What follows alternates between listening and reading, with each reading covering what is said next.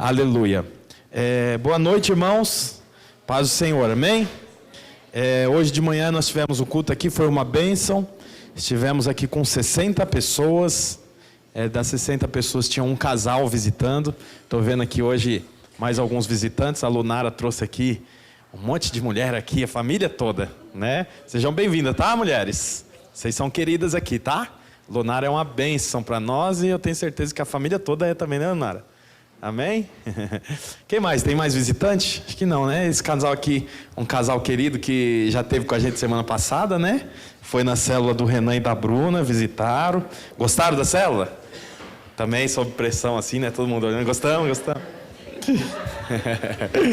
Brincadeira. E tem mais um casal ali atrás também, que já vieram uma semana, né? Hoje estão aqui conosco. Deus abençoe.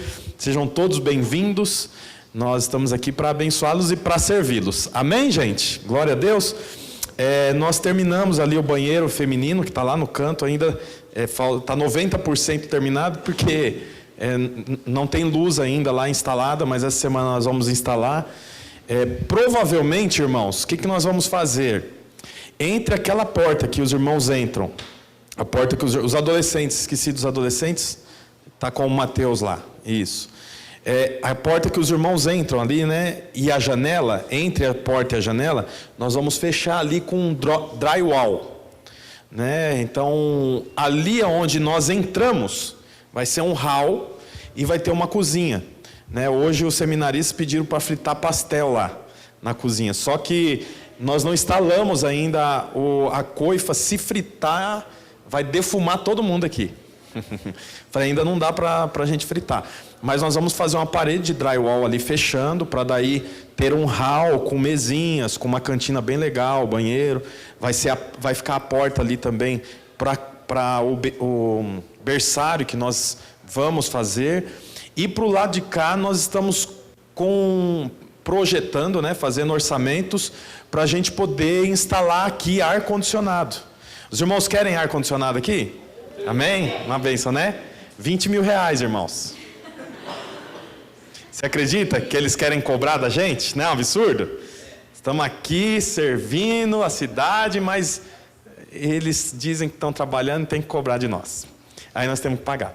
20 mil ficou um orçamento, né? Vamos fazer mais orçamentos, mas nós queremos e nós cremos que vai trazer conforto para nós, vai ser uma bênção. Hoje de manhã nós oramos por isso. Eu acredito que essa semana nós colocamos o painel aqui, daí a gente já faz o palco também, né? Então tem bastante coisa ainda para nós fazermos. Eu acredito que Deus vai nos dar graça para a gente completar tudo. Amém, gente? Glória a Deus. A semana passada eu não estava aqui, porque eu estava trabalhando com a minha esposa, estava com toda a minha família lá em São Paulo. Nós temos um negócio lá, como os irmãos já sabem.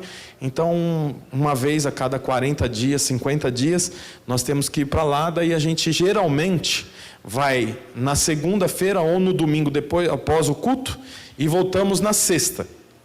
Então nós ficamos uma semana, mas sempre estamos aqui no fim de semana. Só que essa última vez tinha bastante coisa para fazer. Nós tínhamos que fazer compra, visitar fornecedores da empresa que nós temos. Daí acabamos ficando 9 dias lá. Então semana passada nós não estivemos aqui. Mas ficamos felizes porque soubemos que o Lucas ministrou e pregou muito bem, né? Nós temos falado sobre Jonas. Jonas, um homem na rota de fuga. Então quem que é Jonas? Jonas era um profeta, como os irmãos já sabem. O profeta tem uma responsabilidade pontual. Qual é a responsabilidade do profeta? Representar Deus diante dos homens. Essa era a responsabilidade do profeta. Tem também o sacerdote. O sacerdote tem uma outra responsabilidade, que é representar os homens diante de Deus. Então Jonas era um profeta, ele ouvia a Deus. Naquele período no Velho Testamento, Deus não relacionava com o homem como relaciona hoje. Então tinha pessoas que relacionavam com Deus, e a grande massa ouvia essa pessoa se chama profeta. Jonas era um profeta. Então a Bíblia diz que a palavra do Senhor veio a Jonas, no capítulo 1, versículo 1. A palavra do Senhor veio a Jonas para que Jonas fosse para uma cidade pregar nessa cidade. O nome dessa cidade é Nínive.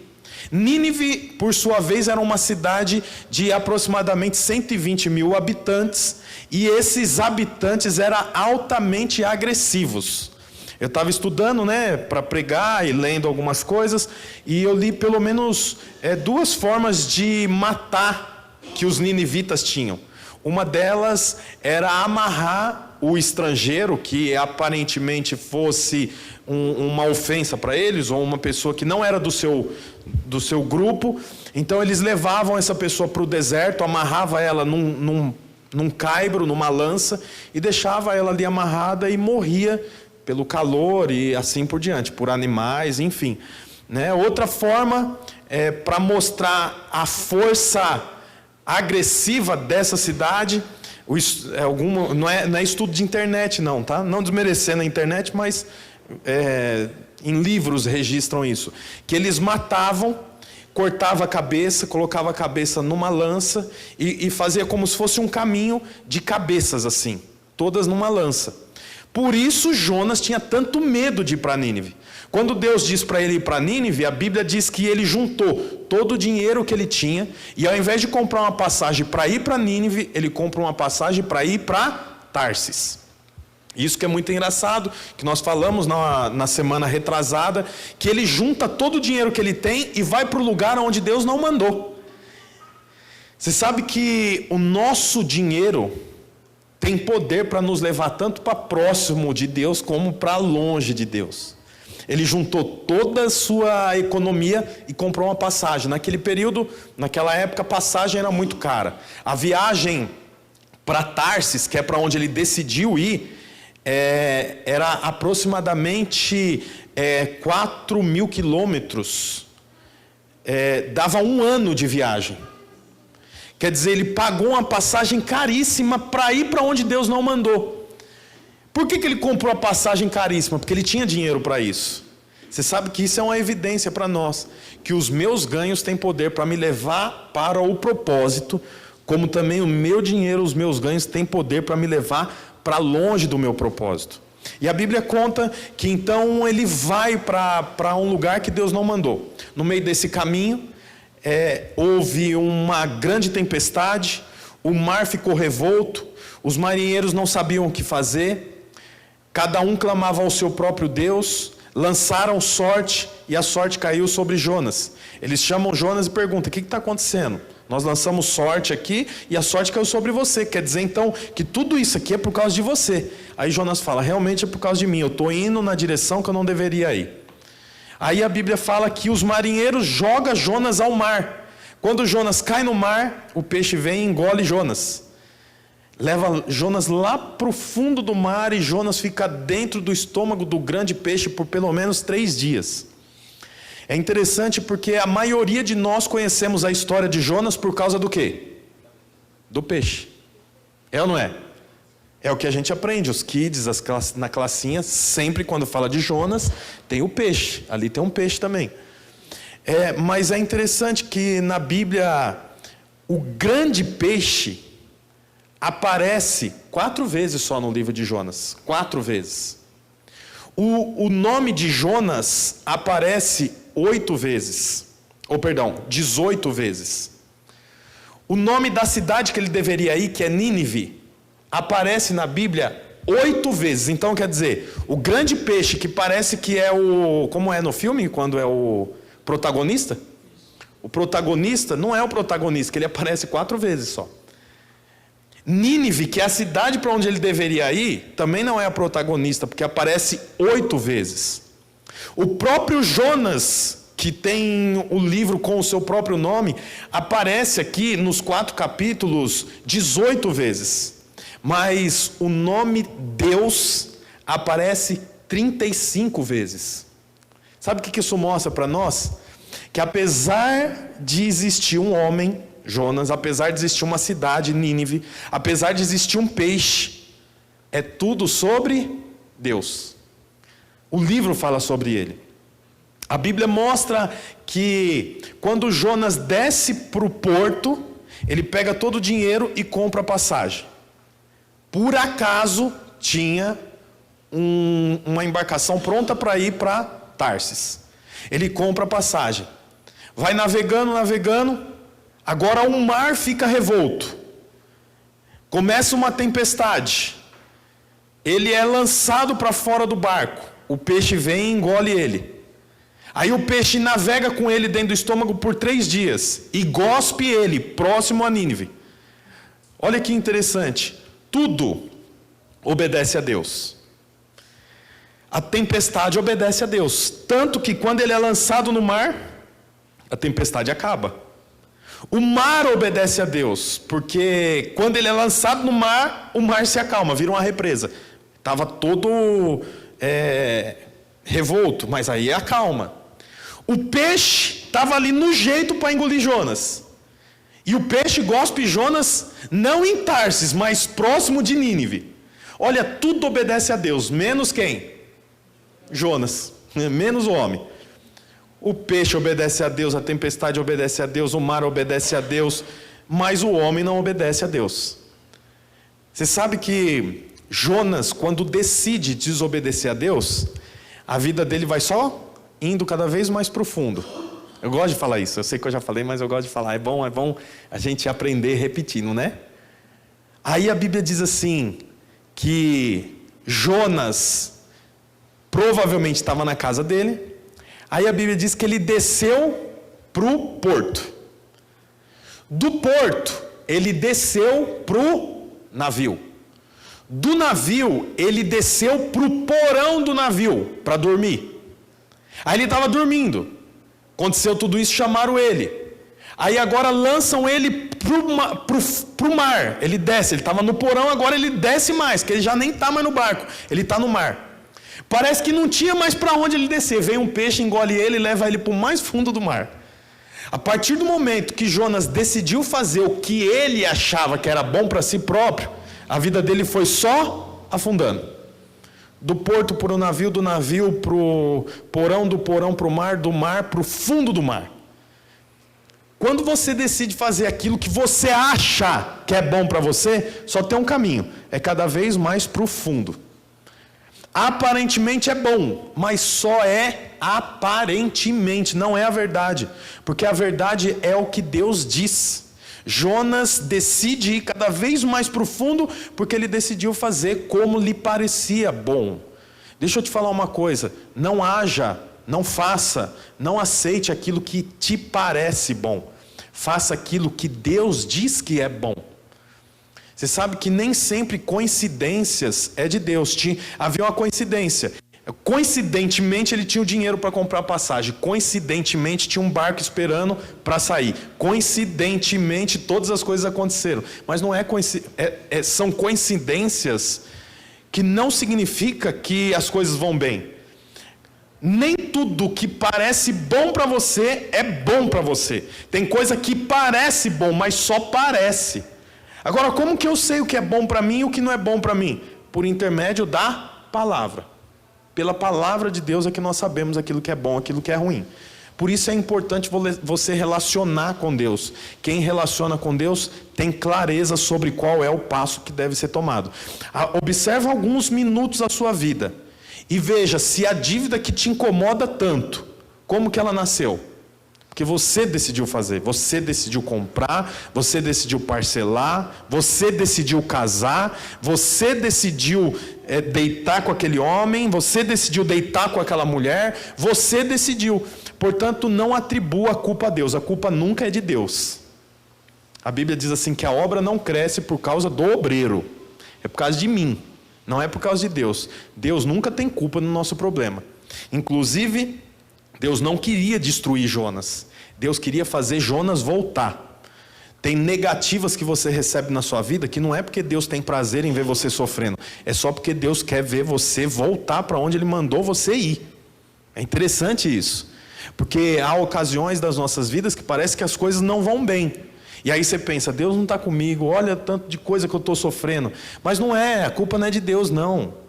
Deus não quer te destruir, Deus não quer acabar com a sua vida. Ele só quer te lembrar e dizer para você que tem um lugar melhor para você estar. Tem um lugar melhor para você ir. Amém, irmãos? Glória a Deus. Aí a Bíblia diz que ele entra para dentro desse peixe, o peixe engole ele. Então de dentro do peixe ele lembra de orar. Ele não lembra de orar quando ele decide juntar o dinheiro para comprar a passagem. Ele não lembra de orar quando ele entra no barco. Ele não lembra de orar para acalmar a tempestade. E ele não lembra de orar para acalmar o mar. Ele lembra de orar só quando ele está dentro do grande peixe, no abismo. Parecido com a gente também, sim ou não? Quando que você lembra de orar? Quando a coisa não vai bem. Quando que você lembra que existe Deus? Quando a coisa não está indo bem. Quando a coisa está indo bem, você nem lembra de Deus. Eu nem lembro de Deus, é uma falha. Porque a Bíblia diz assim lá em Filipenses que nós vencemos a ansiedade com orações, súplicas e ações de graça. Agradecer a Deus faz você vencer a ansiedade. A oração faz você vencer a ansiedade. Olha, não andeis ansiosos por coisa alguma. Ao contrário disso, apresenteis a vossa causa diante do Senhor através de orações, súplicas e ações de graça. Quer vencer a ansiedade? Vai falar com o Senhor. Quem ora não vive ansioso. Quem coloca a sua ansiedade diante do Senhor não anda ansioso. Aí ele lembra de orar. E o interessante, Deus ouve. Não é bom saber disso, que Deus nos ouve? Deus ouve, Deus me ouve, Ele ouve você. Deus é um Deus que fala. Tanto que eu gosto de falar isso também, lá em Gênesis, dos 7 dias, os 7 dias que foram criados, tem o registro de Deus dizendo, porque a Bíblia fala assim, e Deus disse, façamos o primeiro dia, e Deus disse, façamos o homem, e Deus disse, façamos o animal, e Deus disse, façamos vegetais, e Deus disse, façamos as árvores frutíferas. Todos os dias da semana Deus disse. E sabe o que é melhor ainda, pastor Jorge? Que depois que ele disse, no final do versículo diz assim, e Deus viu que era bom. Olha, isso mostra para nós que nós servimos a um Deus que fala e que vê. Portanto, é impossível passar despercebido qualquer injustiça cometida contra você, porque nós servimos a um Deus que fala e que vê. E esse é o registro de todos os dias da semana. Portanto, de segunda a segunda, Deus fala e vê. Você tinha que falar glória a Deus. Aleluia serve também. Olha que coisa tremenda, essa é uma evidência do Deus que nós servimos, um Deus que relaciona, um Deus que reage, um Deus que vê, que ouve, que fala. A Bíblia fala aqui para nós no capítulo 3, agora eu vou entrar aqui na pregação, tá bom? Foi só recapitulando, agora no capítulo 3, a Bíblia diz assim, no 3:1, a palavra do Senhor veio a Jonas pela segunda vez, com esta ordem, vá à grande cidade de Nínive e pregue contra ela a mensagem que eu lhe darei. Olha, é interessante por quê? Porque Deus dá uma segunda chance. Quando ele dá essa segunda chance, ele diz para Jonas exatamente o que ele já havia dito. Ele manda Jonas ir para Nínive, como ele já tinha dito lá no capítulo 1, antes dele passar por tudo que ele passou. A mensagem continua a mesma. Sabe o que isso mostra para nós? Que a mensagem do Senhor não muda por causa do homem. Não é porque eu não gostei do que Deus falou comigo, não é porque eu sou orgulhoso, orgulhosa, não é porque eu sou rico, porque eu sou pobre, que a mensagem de Deus muda. A mensagem de Deus continua sendo a mesma.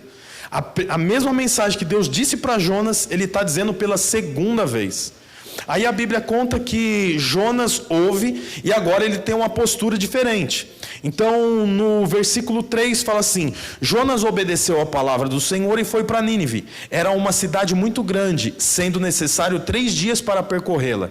Jonas entrou na cidade e a percorreu durante 1 dia, proclamando. Olha a pregação de Jonas, isso que eu vou ler agora é a pregação dele. Olha quantas palavras tem. Daqui a 40 dias, Nínive será destruída. Quantas palavras tinha a pregação dele? 7. Em 1 dia, ele pregou isso para todos os moradores. E a Bíblia diz que todos os moradores, inclusive o rei, se converteu. Por 7 palavras que ele pregou. eu te falar uma coisa. Muitas vezes você não prega, porque você acha que você não tem o conhecimento do pastor.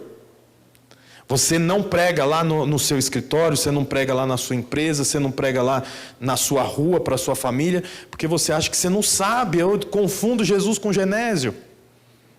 Eu não sei quem é Jacó, quem é Esaú, quem é Saul, confundo os nomes, aí eu não... Ai, pastor, você não... a minha irmã queria tanto ouvir a palavra de Deus, você não pode ir lá pregar para ela? Você não pode ir lá orar na empresa da minha mãe, que eu sou novo convertido?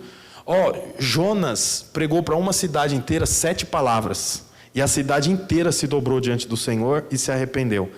Você não tem desculpa para não pregar, porque 7 palavras foi o necessário para toda uma cidade se converter. Quero dizer para você que aonde você for, o Senhor vai com você. A palavra dele continua sendo a mesma. Você pode pregar onde você estiver. Ah, mas eu não sei muito bem. Fala sobre o que você tem visto e o que você tem ouvido. É o que Jesus disse. O que eu falo? Uma ocasião, alguns homens vieram falar para Jesus: olha, estão desconfiados que o Senhor não é o Messias. O que eu respondo para eles? Aí Jesus olha e fala assim: olha, responde o seguinte. Responde para eles aquilo que você tem visto e ouvido. Os cegos enxergam, os coxos andam, os perturbados são libertos. Fala isso. Olha, Jesus tinha tanta coisa para dizer, mas Jesus falou: fala sobre o que você tem visto e ouvido. A maior pregação que você pode pregar é sobre a sua própria vida, aquilo que você tem visto e ouvido. O que você tem visto dentro da sua família? Tem paz? Tem união? Tem briga, mas tem conserto?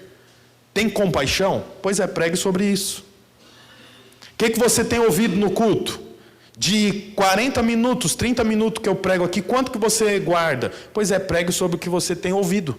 Você não precisa saber de onde surgiu Deus, se Adão casou, Caim casou com a irmã, e se isso é incesto ou não é, o que é pecado, essas perguntas malucas que existem, se pode tatuar, se não pode, se piercing é ponto de contato ou não é, se pode rasgar a calça, se não pode, se pastor pode pregar de boné, se não pode. Deixa eu te falar uma coisa, isso tudo é bobagem. Prega sobre o que você tem visto e ouvido. 7 palavras foi o suficiente para toda uma cidade se arrepender. Olha que bênção.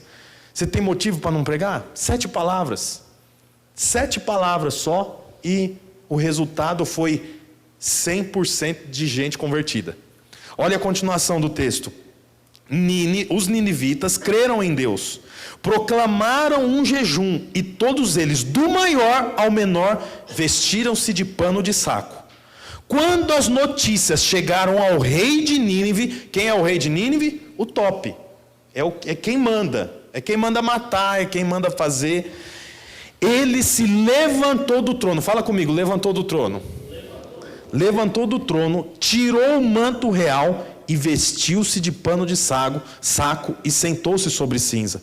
Então fez uma proclamação em Nínive: por decreto do rei e de seus nobres, não é permitido a nenhum homem ou animal, bois ou ovelhas, provar coisa alguma. Não comam nem bebam, cubra-se de pano de saco, homens e animais, e todos clamem a Deus com todas as suas forças. Deixem os maus caminhos e a violência. Quem falou isso não foi Jonas, quem falou isso foi o rei. Jonas falou só 7 palavras. Talvez Deus se arrependa e abandone a sua ira e não sejamos destruídos. Olha que interessante. Qual foi a primeira postura do rei? Levantar do trono. Sabe qual é a primeira postura daqueles que reconhecem Jesus? Sair do trono, porque só tem um no trono. É só o Senhor. A primeira postura de quem entrega a vida para Jesus é humildade. A segunda postura foi tirar as vestes real, que ele reconhece que tem outro rei acima dele. 2 posturas que refletem uma mesma característica, que é o quê? Humildade. Você sabe que sobre humildade tem muita coisa que a gente pode falar, eu não vou gastar muito tempo aqui, mas eu quero dizer para você que, ao contrário do que a sociedade pensa, humildade não é ter um carro barato. Humildade não é não ter sapato e andar só de chinelo. Pessoas acham assim. Humildade não é não se maquiar. Eu sou humilde, eu não passo nem batom. Não, isso é loucura. Eu sou humilde, eu não faço chapinha, eu não gasto dinheiro no cabeleireiro, eu não... Isso não tem nada a ver com humildade. Tem nada a ver com humildade. Humildade é uma questão espiritual. Eu posso ter todas as coisas e posso ser humilde, como eu posso não ter nada e ser a pessoa mais orgulhosa que existe na cidade. Humildade é uma questão de percepção espiritual. Humilde é aquele que sai do trono, que tira suas vestes e reconhece: tem um outro maior do que eu. O Senhor não usa orgulhosos, muito pelo contrário. Os únicos que são resistidos por Deus são os orgulhosos. O Senhor resiste. E resistir não é abandonar, resistir é lutar. O Senhor luta com os orgulhosos. Você conhece a história de Jacó, daqui a pouco a gente vai falar aqui. Jacó era alguém orgulhoso. O que foi preciso para ele ser quebrantado? Resistência. Deus lutou com ele. Eu tenho certeza que nem eu nem você queremos lutar com Deus. É melhor lutar com o diabo do que com Deus. Porque se você lutar com o diabo, Deus pode te ajudar. Agora, se você lutar com Deus, quem te ajuda? Não é verdade? A Bíblia mostra para nós que a primeira atitude do rei de Nínive foi sair do trono e tirar as vestes real. Você quer ter uma vida aos pés do Senhor? Em primeiro lugar, saia do trono. Reconheça que só tem um trono e só tem um rei. É Ele. É Cristo. É o Senhor. Ele está assentado à destra do Pai. As vestes reais é dele. Eu não mereço nada. O que eu mereço é pano de saco e está aos teus pés. É isso que o rei fez. Aí a Bíblia continua dizendo: olha a atitude do Senhor. Tendo em vista o que eles fizeram e como abandonaram os seus maus caminhos, Deus se compadeceu e não os destruiu como tinha ameaçado. Você sabe que Deus iria fazer. E não é que Deus voltou atrás porque Deus muda de opinião. Deus voltou atrás porque o homem mudou de opinião. O coração do homem foi quebrantado. Eles estavam indo num caminho pecaminoso. Mas eles se arrependeram. Então eles voltaram atrás. Quando eles voltaram atrás, então o Senhor não tem mais motivo para emplacar a sua ira. Por quê? Porque o homem voltou atrás. Voltar atrás é uma coisa difícil, principalmente para homem. Mulher também, tem umas mulheres que é difícil voltar atrás. Mas você sabe que nós temos uma dificuldade de voltar atrás? Não é difícil o homem voltar e a mulher falar assim: eu não quero mais, eu não gostaria mais que você largasse a roupa em cima da cama. Meia jogada, puxa, eu limpei a casa inteira. Olha o quarto, olha o estado. Daí o homem fala: eu trabalhei o dia inteiro. Eu tenho direito. Aí ele vai tomar banho, enquanto ele está tomando banho, a mulher está lá orando: oh meu Deus, muda esse homem, Senhor. Daí ele, poxa, acho que está errado, né? Acho que não deveria fazer isso. Aí ele entende que não deveria. Mas ele volta lá para falar para a mulher que ele estava errado? Volta não. O que ele pensa? Eu não vou fazer mais. Mas voltar atrás, ele não volta.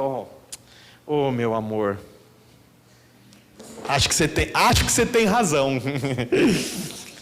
A mulher da mesma forma. Por quê? Porque nós somos orgulhosos. Olha, a primeira coisa que o homem fez foi o quê? Largar o trono e largar as roupas reais. Você quer ter uma vida que agrada ao Senhor?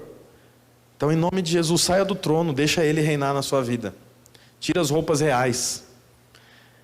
Eu acho interessante porque, põe aí para mim o capítulo 1, versículo 1. Capítulo 1, versículo 1. Diz assim, a palavra do Senhor veio a Jonas, filho de Amitai, com esta ordem. Aí o versículo 2. Vá depressa à grande cidade de Nínive e pregue contra ela, porque a sua maldade subiu até a minha presença. O que o homem fez lá na terra subiu aos céus. Quer dizer, o que eu faço toca diretamente os céus. Sim ou não? A Bíblia está dizendo aqui que subiu aos céus. Então o Senhor se ira, e a Bíblia diz que o Senhor manda Jonas ir lá pregar que ia destruir a cidade. Porque o pecado do homem subiu aos céus. Mas aqui a Bíblia diz assim: o Senhor se compadeceu e não destruiu a cidade como tinha dito que ia destruir. Olha aqui para mim. O irmão pode vir para o teclado. Olha que interessante. A Bíblia mostra aqui para nós que do mesmo jeito que o pecado subiu aos céus, a misericórdia desceu aos céus. O homem pecou e o pecado subiu aos céus. Mas o homem se arrependeu, e quando o homem se arrepende, agora a misericórdia e a graça alcançam o homem. E aquilo que era para ser destruído não foi. O mesmo pecado que subiu para os céus foi o pecado que fez com que o homem se arrependesse, e agora o Senhor não destruísse, mas enviasse a graça dele, a misericórdia dele, mesmo no Velho Testamento. Olha, não importa o que você tenha feito, não importa quão ruim você é, quero dizer para você que ainda que seu pecado tenha subido aos céus, a graça desceu, a misericórdia chegou, ele te aceita, ele aceitou o povo de Nínive. Por que aconteceu tudo isso? Sabe por quê? Por causa do versículo 1 do capítulo 3. A palavra do Senhor veio a Jonas pela segunda vez.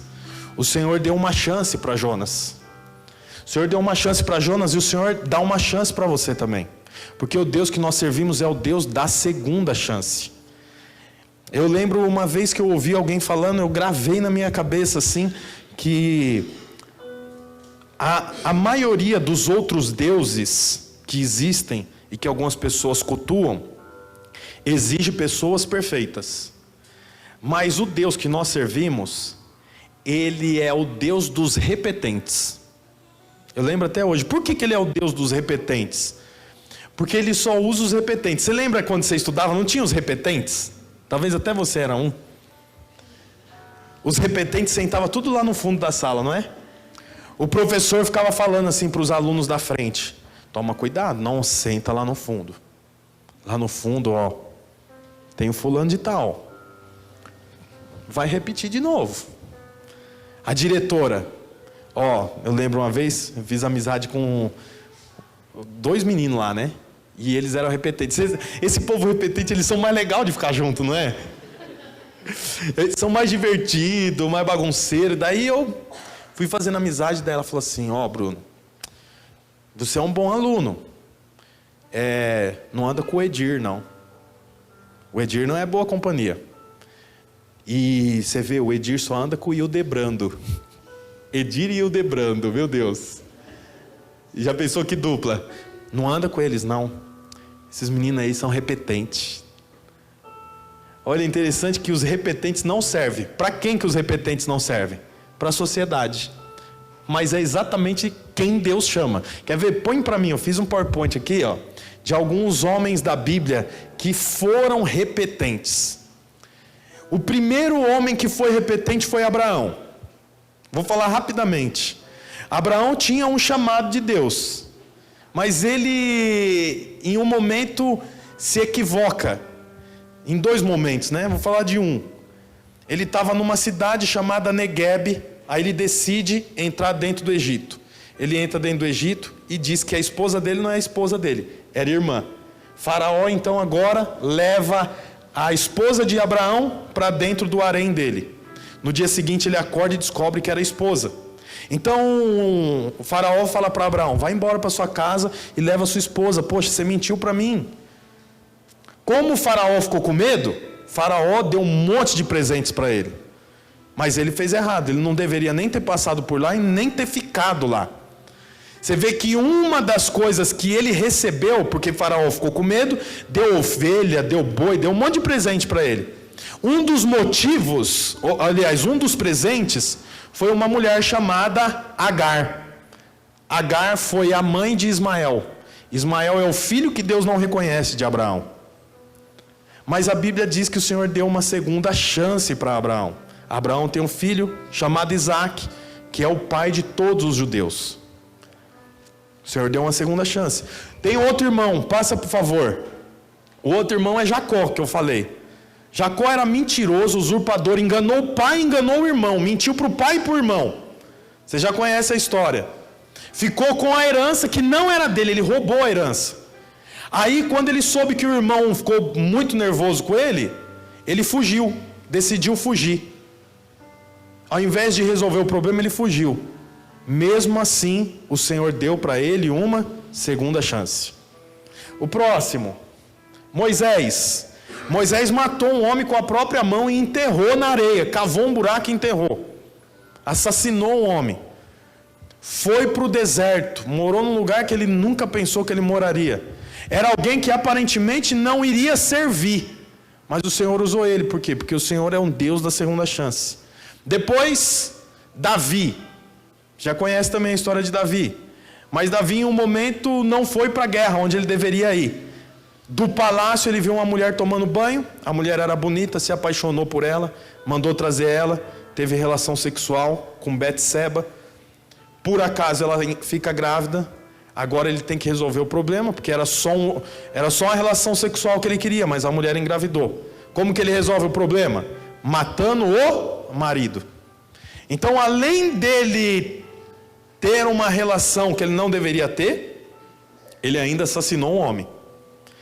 Mas a Bíblia diz que Davi é o homem segundo o coração de Deus. A Bíblia diz que Davi foi o rei de Israel que agradou o coração do Senhor. Depois dele tem Pedro. Pedro era o discípulo de Jesus que respondia as respostas corretamente, que tinha relacionamento com o Senhor, mas no momento que Jesus mais precisou, ele nega Jesus. E ele não nega Jesus de qualquer jeito, não. São 3 negativas. A primeira negativa, ele está num lugar onde Jesus está sendo julgado ali, levando chutes, sendo humilhado, e alguém olha para ele e fala: ei, você é da equipe de Jesus, sua roupa e a sua fala evidencia isso. Ele fala: não sou não. E ele muda de lugar. Para esse outro lugar que ele vai, outro grupo reconhece ele. E a Bíblia diz assim que ele jurou que ele não conhecia Jesus. Aí ele vai para um outro ambiente. No outro ambiente ele também é reconhecido. E sabe o que é interessante? Que essa terceira vez ele não jura e nem diz que não conhece. A Bíblia diz que ele pragueja, ele xinga, ele fala palavrão, dizendo que não conhece o Senhor. No entanto, a Bíblia diz que quando Jesus ressuscita, ele se encontra com algumas mulheres, fala para as mulheres assim: vai lá e fala para Pedro e para os meus discípulos que eu estou vivo. Olha, a primeira pessoa que Jesus lembra quando ele ressuscita é de Pedro. Por quê? Porque ele é o Deus da segunda chance. Tem um último aqui, põe o último. O último está o seu nome, o meu nome. Por quê? Porque quantas bobagens você já fez? Quantas vezes você mentiu? Quantas vezes você desagradou o Senhor? Quantas vezes você foi desabonado? Mas o Senhor te dá uma segunda chance, porque Ele é o Deus do recomeço. Ele é o Deus que te dá oportunidades. Olha aqui para mim. Deus não justifica o pecado, Ele usa o pecado. Lembra que eu falei de Davi? Que teve um relacionamento com uma mulher que ele não deveria ter? O nome dela era Betseba. Como ele mandou matar o marido dela, agora ele toma ela por esposa. Esse filho, ela perdeu, a criança morreu. Mas ele tem relação sexual com ela novamente e nasce um outro filho. O nome desse outro filho é Salomão. Olha, Davi tinha muitos filhos. Davi tinha muitos filhos que tem um histórico até melhor do que Salomão. Mas Deus decide que Salomão seria o sucessor direto de Davi. Quando Davi morre, Salomão assume o reinado de Israel. Olha que interessante. Deus não justifica o pecado, Deus usa o pecado. Então não importa o que você já fez, não importa o que você já falou, não importa as suas atitudes, Deus não justifica o pecado, Deus vai usar o pecado para que o nome dele seja glorificado, porque nós servimos a um Deus que é o Deus da segunda chance. Queria que você ficasse de pé no seu lugar. E eu queria dizer para você que Ele te dá uma nova oportunidade, Ele te dá uma nova chance. Ele diz para você que Ele te recebe, Ele te aceita, Ele pode te dar esperança, Ele pode trazer para você alegria, prazer, satisfação. Mas primeiro você tem que crer que Ele é o Deus da segunda chance. Queria que você fechasse os seus olhos. Eu vou orar por você. Senhor, em nome de Jesus, traga clareza, Pai. Traga revelação. Que em nome de Jesus, Pai, nós possamos entender que o Senhor é o Deus da segunda chance. Há uma segunda chance para todos nós. O Senhor nos recebe, Pai. O Senhor nos aceita como nós somos, como nós estamos. Em nome de Jesus, Pai. Nós aceitamos o Senhor, Pai. Recebemos a Tua misericórdia, Senhor. Em nome de Jesus. Em nome de Jesus. Aleluia, Senhor.